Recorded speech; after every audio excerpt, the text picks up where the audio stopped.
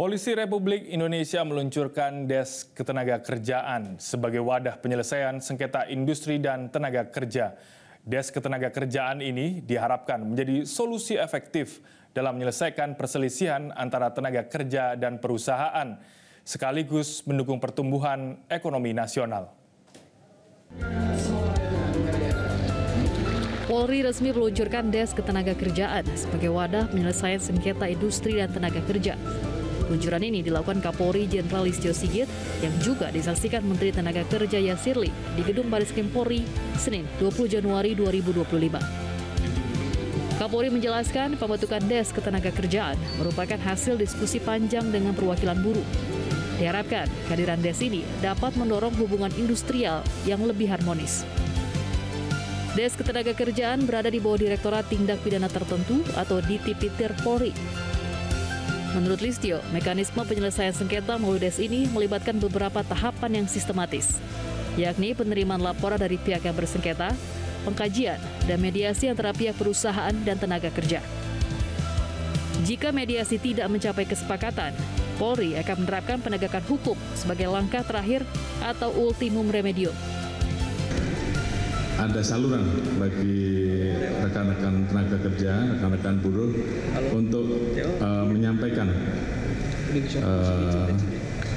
apa yang selama ini menjadi keluhannya. Di satu sisi, ini juga menjadi wadah yang baik karena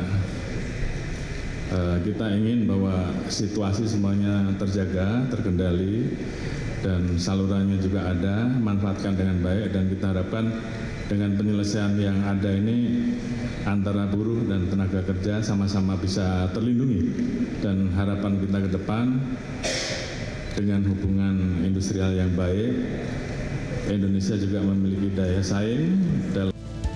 Menteri Tenaga Kerja pun menyambut baik pembentukan Des Ketenagakerjaan Polri.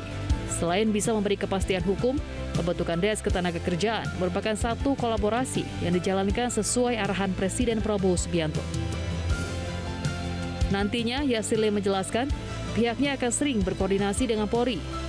Jika menyangkut administratif akan ditangani Kemenaker, dan jika sampai di ranah pidana, Des Ketenagakerjaan yang memiliki wewenang. Ini adalah suatu kolaborasi yang luar biasa, dan ini memang yang diharapkan oleh Pak Presiden kepada semua stakeholders, kementerian, bagaimana kolaborasi itu harus ada. Dan Des Ketenagakerjaan Polri ini menjadi satu bagian dari satu ekosistem utuh.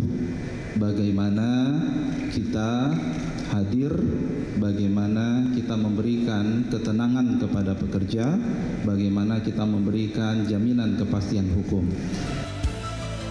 Selain melindungi hak tenaga kerja, Des Ketenagakerjaan juga diharapkan dapat berkontribusi pada pertumbuhan ekonomi nasional sesuai dengan target yang diharapkan Presiden Prabowo Subianto. Dari Jakarta, tim liputan Metro TV. Jelajahi cara baru mendapatkan informasi. Download Metro TV Extend sekarang.